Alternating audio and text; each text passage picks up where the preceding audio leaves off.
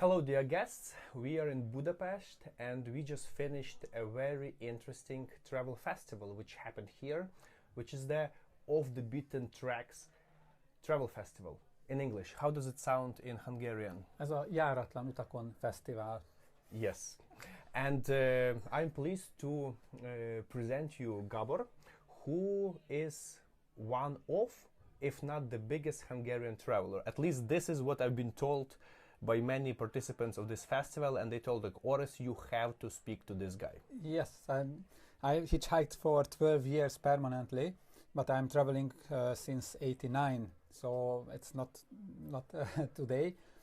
And what can I say? I traveled 156 countries so far. Mostly I done by hitchhiking, and I started quite early in my life. So basically, in Hungary, within the community of Hungarian travelers, if they think of someone who is the most traveled person, the one who comes to mind first is you. Probably. There are some people who traveled more countries, but they did it by because of their work. You know, they're working for the flight companies. But I did myself. I financed myself, and I did a long time journey. Okay. So I had enough time. So usually I finished the country when my visa finished. So I had to move to the next country. And technically, every year once I went back home, or every 2 years back home. And in between I was just traveling, and sometimes I stopped working in Australia, in US, so just generating some money. So you've been in this like travel life for a while, and then you also I know you organize a festival and you produce some content, so you really do deliver and contribute to the knowledge of the community of travelers here in Hungary, and that's really appreciated. I was in the lucky generation, because in the 80s, 90s, there is not so many travelers, because we lived in the Eastern Bloc, you know, that to get a passport which allow us to go to West Europe, it was very difficult. So I'm very lucky somehow that since '89, we can travel more freely, and we appreciate it. The younger generation not facing with this kind of barriers and problems, so maybe they don't value it so much, the travel. So for us, it was like forbidden fruits. So when we get out of Hungary first time to Germany, it was something, it's the freedom, and you know, like everything is modern and shiny. The same with Japan. You know, I was in Japan in '88. And for me, it was fascinating. You know, like I came from the Middle Age, let's say, and I jumped into the future, and it was, everything is so much shocking. So it made me to travel and discover again and again new countries. Absolutely, I understand you very well. I am personally from Ukraine, and for our travelers also, like the world classic travel opened up not so far ago, like for many people in Hungary. Okay, so you did 156 countries, which is pretty substantial number. By the way, I've seen your profile on our website, Nomadmania, and it's not updated, but I think there is like 137. Oh yeah, it was like maybe 6, 7, 8, 9 years ago. Yeah. So if you have a chance, we will be very happy if you update your profile, because we really praise, and we're really happy to see travelers, you know, showing the level of their thing. So tell me, like, how did it start for you? You started, you told, traveling like in the late socialist era. What was like this breakthrough? Japan or no, technically, of course, in the socialist countries we could travel. So with my parents always went to Czechoslovakia, Poland, Romania, but the big step was in '89. You know, when let's say the communist system collapsed, the fall of Berlin Wall, and we could travel. So my first big independent travel, it was in '89 to Greece, and one of my friends told me, let's come to Greece to hitchhike, and we went there. So we were sleeping on the street, you know, like there is I don't know in English how is it, but sharking, you know, when somebody finished in the restaurant and we went to the table after they left, and we eat the leftover. So because we didn't have money that time, it we had, let's say, 50 German marks, let's say 25 euro. That was what you allow to bring out from your country. So basically we had no money, but we really wanted to discover and to know about this culture, the Greek civilization, and I studied philosophy. So I was really curious even that time when I was young to understand that culture. And we had a fantastic journey. And that was, I think, the turning point when everything was so fluent. I learned English because I didn't learn in a school, but on the street, let's say. Yeah. So maybe you feel it, but I speak Hunglish, we say. Hunglish, okay. This is the term with my accent. But technically, I understand everything. I can communicate. But the communication is not about the language. It's about your attitude. So the same when you talk with, let's say, French people, they very reserved and it's very difficult to break through. But if you go to Latin America, it's even if you don't speak so well Spanish, you can communicate. So I learned during my travel as well. I think you learned it very well because I was on your festival and the last presentation, which was delivered by you, was about the cultural differences, right? And I must say I was impressed to see such a advanced travel event with like over 2,000 people, right, visited it this year. So it feels like the community of travelers in Hungary is kind of rising up. This year there were a few English language presentations, which is also like a novelty, as I understand here, and I really hope that it will grow, guys. So please check out the website of Járatlan utakon Festival. Yeah, this is the one. And hopefully for the next year you will be able to join this amazing community. If you feel to make a presentation and you come to Hungary, and in November or February, you are welcome to make a presentation with us. Yeah, like all the links. This is how you get into our exactly. festival. Yeah, because of the connections of our common friends, György and Reka. So it's very interesting. I'm very happy to be here. So you did this amazing journey to East, right? And then after Japan, we went to China with a few of my friends. How were the visa policy back then? At that time, we visa free because we were a socialist bloc. So to travel to China, to Russia without visa, so it was no complication, and we could manage this journey from $6 US dollar. $6. Yes, so it was super cheap that time. Even we had a problem because the Trans-Siberian Express from Irkutsk to Beijing. There was 12 young students, but we have only 5 tickets. So when we entered in the train, we had to disappear somehow that they don't throw out us because we don't have a ticket, because it's weekly two times was the train, and it was almost impossible to get a ticket. And of course we tried to bribe somebody, so we did what the socialist bloc taught us to do right back then. Yeah. Okay. So finally we managed to reach Beijing, and I had totally $200 for China for 1 month's travel, and half of them I lost in the first day. So I tried to get money from the embassy, but they say no, we don't give. I say okay, I'll go through Kazakhstan. Oh, there is no border. I say okay, I cannot buy the train ticket back because there's a mafia, so they're selling for $300, so I have no option. So or I will live here in China, or I try to go out towards Kazakhstan. How old were you back then? I was maybe 19. Okay, so it's like really early age. Even on the modern standards of traveling, it's a early age for this like really traveling. Yeah. Yes, and my mother traveled a lot, so I think it's in my blood. Okay, so good. I cannot do anything. It's my fate. How did your travel develops? Like, so, in Nomadmania we have a motto, show me your map and I will tell who are you. And I think you can agree by looking at the map of a traveler, the places you've been to, you can tell a lot about the person. Yes. So what I can see from your travel record is that you did substantial travel in Asia. And as I understand about your description, this is your favorite part of the world to travel. You did some fair amount of Africa. It's 38 countries out of 55. Yeah, and then, Latin America probably still waiting to be explored. No, there's only missing like Venezuela, Guyanas, and Uruguay, Paraguay. Okay, that's because the map is not updated anyway. Yes, and I'm not that interested in those countries. So usually I first as a destination which I'm interested in. So really I try to focus for the culture. I studied cultural anthropology as well. So there are tribal culture.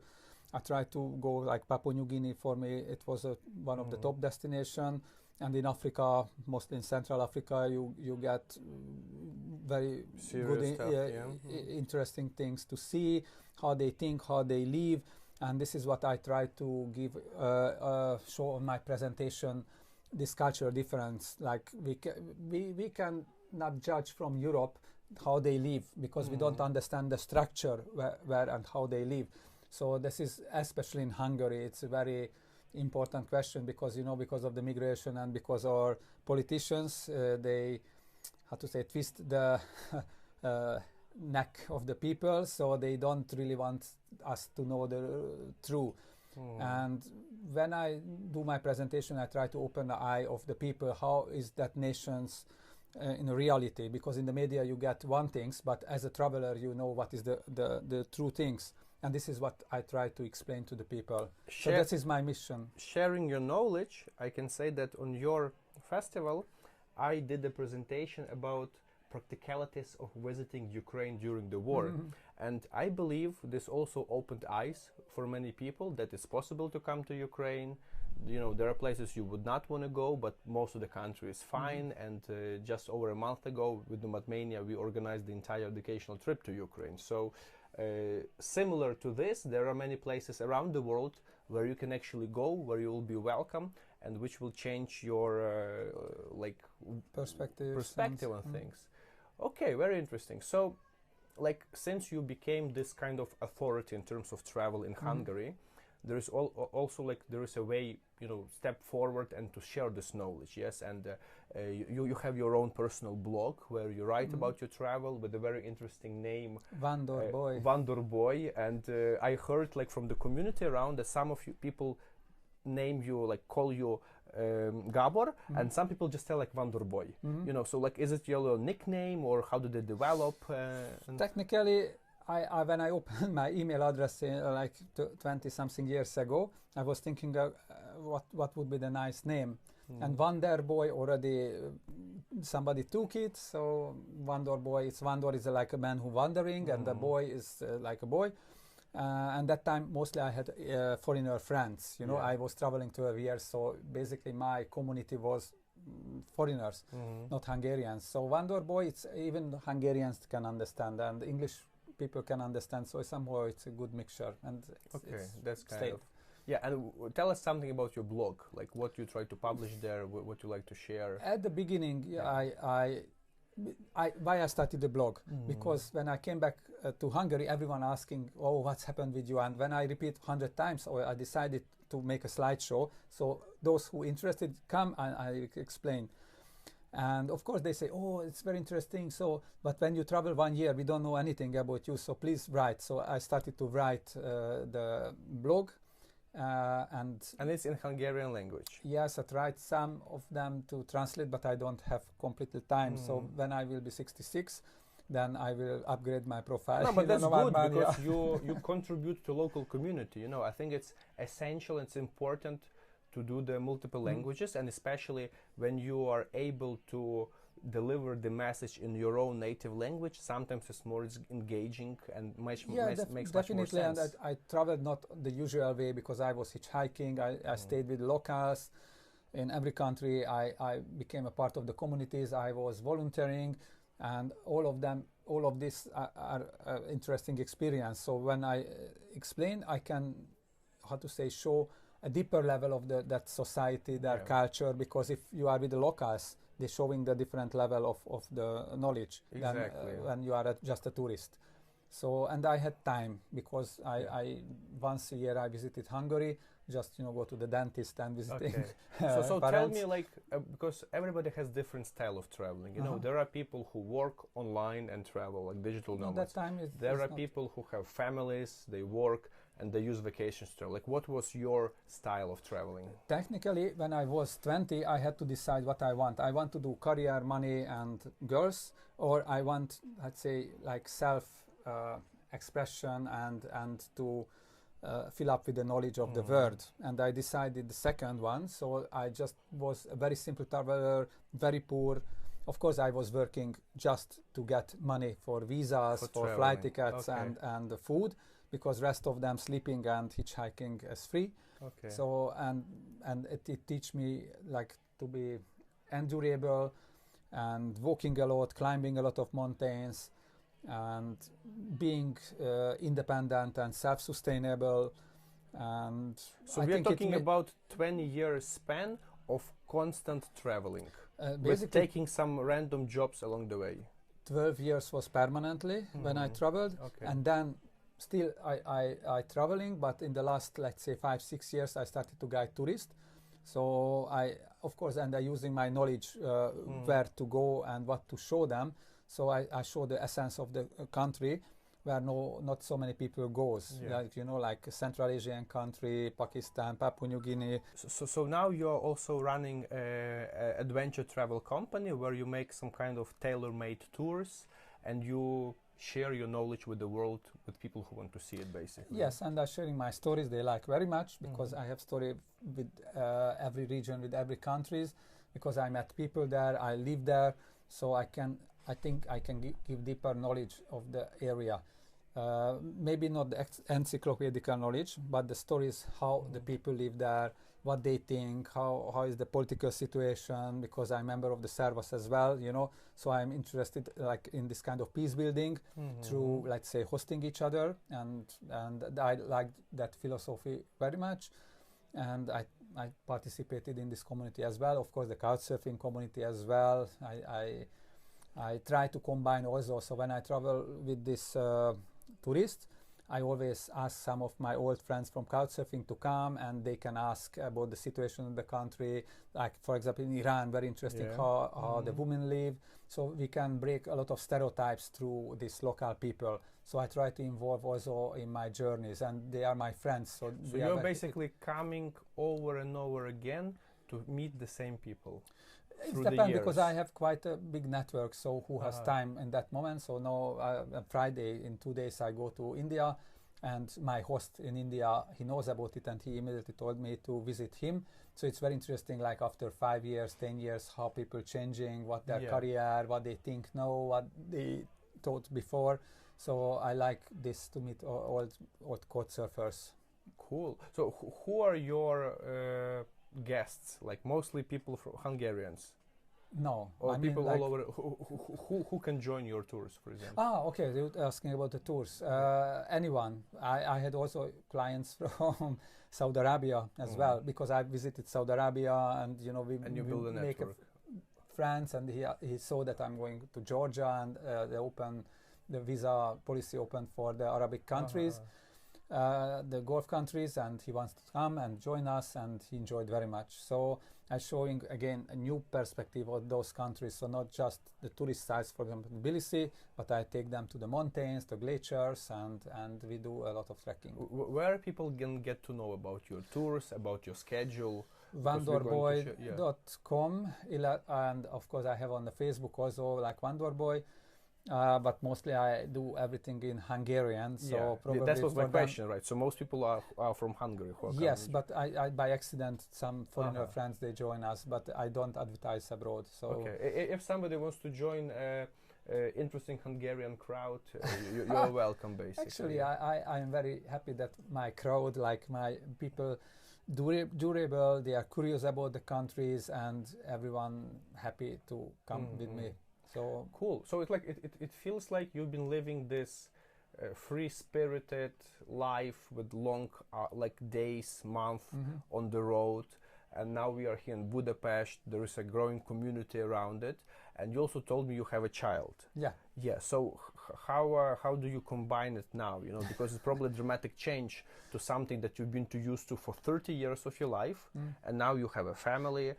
How did you transition this period? It's interesting, because before I didn't feel that I want to have a child, but like when I was, let's say, 48, 49, I had a different feeling. So I chose a partner who wanted to have a child with me, and now, of course, it's changing a perspective, because you are responsible for more people, but my travel habit still on, but not traveling so much as before, but you know, rising the GDP, I call it.